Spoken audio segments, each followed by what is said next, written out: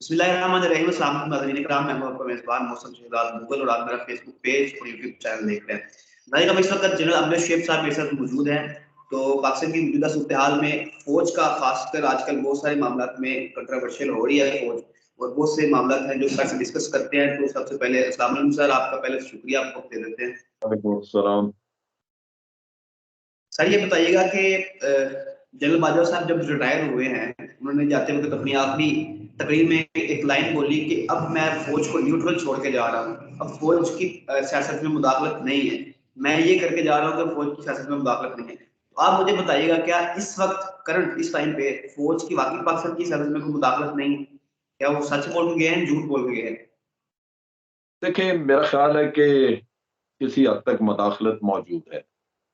इसको 100% आप ये नहीं कह सकते कि नहीं है, कम हो गई होगी।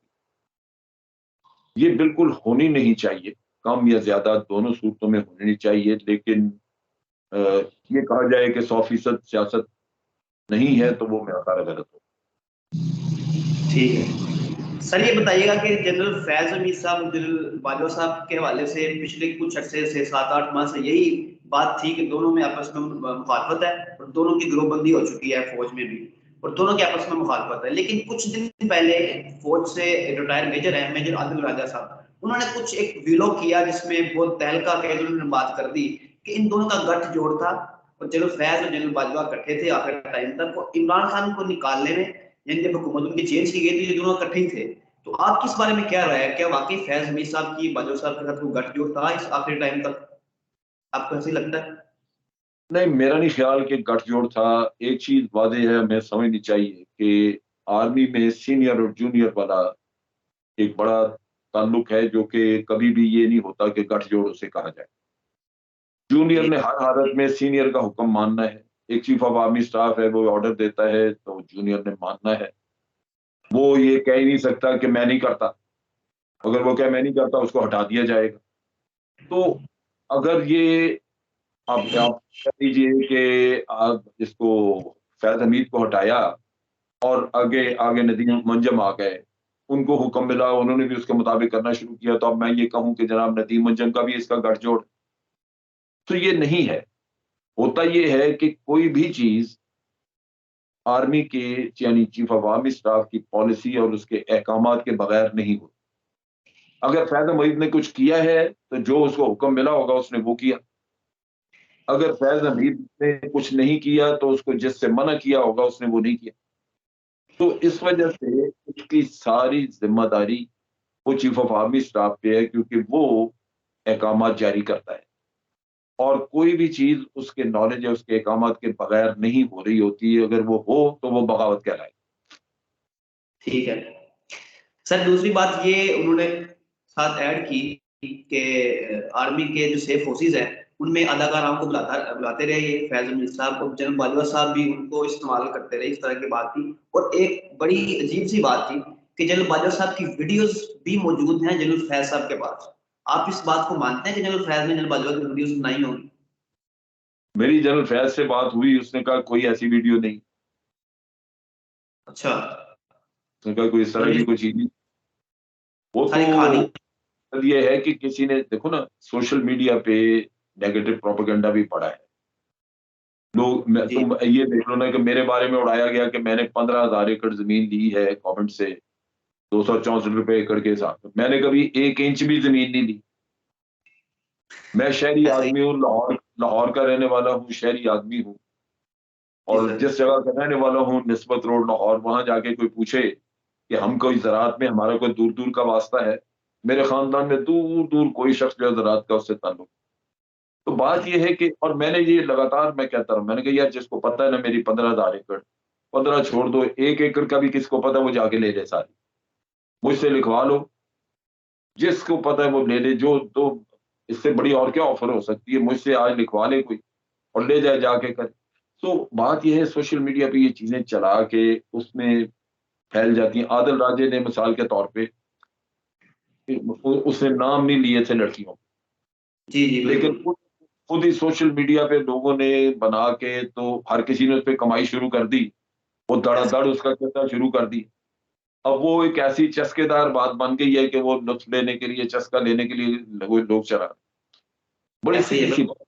मुझे ये चीज आप बताओ जी सर। कि अगर कोई किसी ने किसी के लट से किसी को औरतों में दिलचस्पी हो, तो उसको जाके 60-65 साल की उम्र में पैदा होगी या जवानी से होगी? तो जवानी में।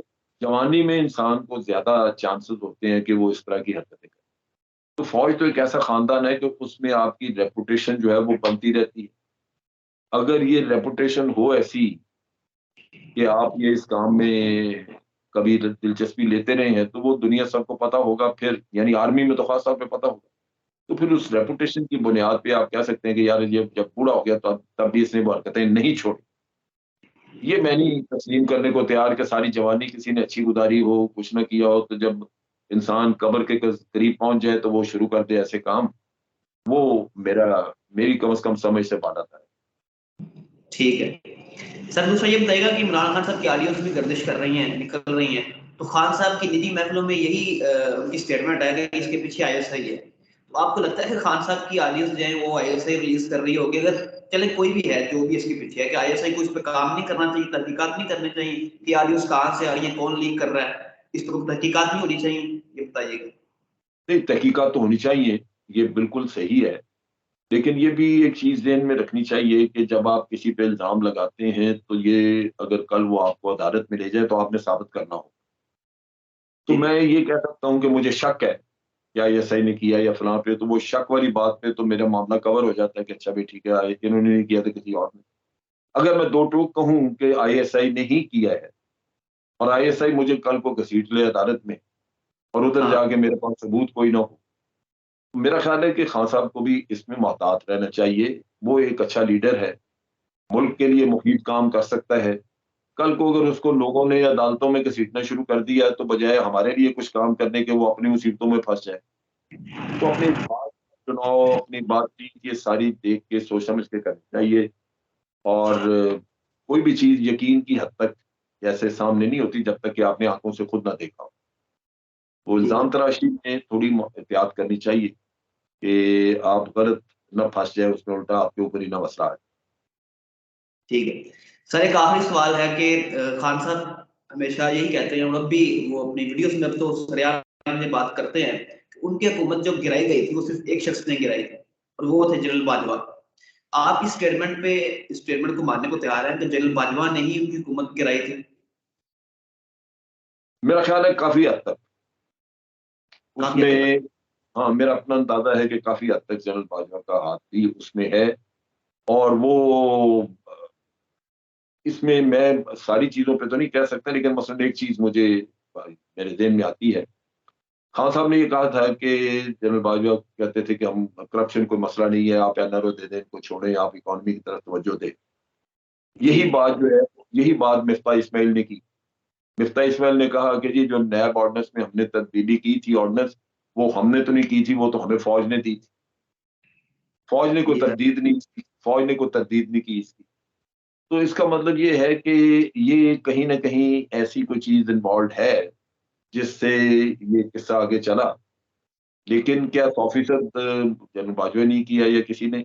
मैं इसमें यूँ देखता हूँ कि जो लोग पार्टी छोड़ के गए, जिन्होंने नो कॉन्फिडेंस में, इन्हीं की पार्टी पीटीआई के लोगों ने नो कॉन्फिडेंस में हिस्सा लिया और इमरान खान का साथ नहीं दिया। क्या वो ज़मीर फ़रोश नहीं? है। उनको आप बिल्कुल। मैं कहूँ या जनरल बाजवा कहे, कोई कहे, उनका वालिद आके कहे कि भई तुम इसको सपोर्ट ना करो, तो क्या वो उनको कर लेना चाहिए था इस तरह? नहीं करना उन्होंने चाहिए। तो अपने ज़मीर बेचे। तो मैं समझता हूँ मुजरिम वो लोग हैं जो अपना ज़मीर बेचते हैं किसी न किसी खौफ की वजह से या किसी ख़्वाहिश की वजह से। असल चीज़ है पैसा। जी पैसा सर। इनको हाथ में आता है, ये सियासत भी जो करते हैं सिर्फ़ पैसा कमाने के लिए। उनको जब पैसा मिलता है तो ज़मीर वग़ैरह सब पीछे रह जाता है, वो बेच देते हैं। तो खराबी वहाँ पे है। इनको अपनी पार्टियों में झाँकना चाहिए कि ऐसे घटिया लोगों को दोबारा कभी अपनी पार्टी में आने ना दें। अगर ये मज़बूत पार्टी होगी, इसमें ज़मीर फ़रोश नहीं होंगे, तो कोई भी इनको नहीं गिरा सकता, ना कोई इनकी हुकूमत ख़त्म कर सकता। ठीक है।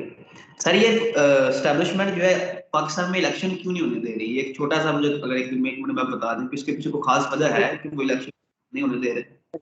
इलेक्शन अनाउंस करने हुकूमत ने। और हुकूमत को पता है कि वो इलेक्शन हार जाएगी, जी। क्योंकि उनको सपोर्ट नहीं है। तो अपनी मौत को खुद तो मासी कोई नहीं कहता जा। हाँ। मुझे बताओ ना, कोई ये कोई जाके कहेगा मौत को गले जबरदस्ती तो नहीं लगाएगा। तो ये सब जो उसमें बैठे हुए हैं, जिन्होंने पैसे कमाए, करप्ट लोग, माफियाज, वो कोशिश कर रहे हैं कि भाई जब तक बचा जा सकता है बचा जाए।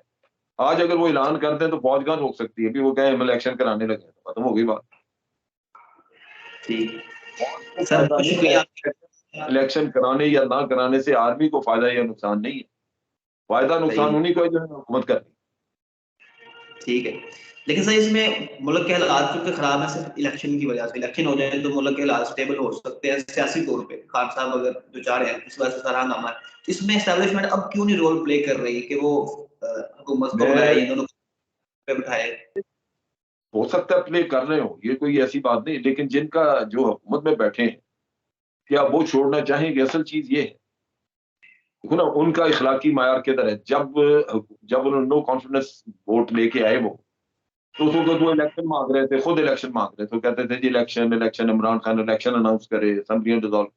जब हुकूमत मिल गई तो चुप हो गए। भाई जी। तुम यही मांग रहे थे, तो ये तो सवाल कौम को करना चाहिए इन लोगों से जो सामने बैठे, कि भाई तुम लोग इलेक्शन करवाने के लिए कह रहे थे, महंगाई की बात करते थे, ना महंगाई तुमने कम की, बढ़ा दी महंगाई। इलेक्शन कराने थे तो करा नहीं रहे, तो गिरबान इनके पकड़ने थे। ठीक।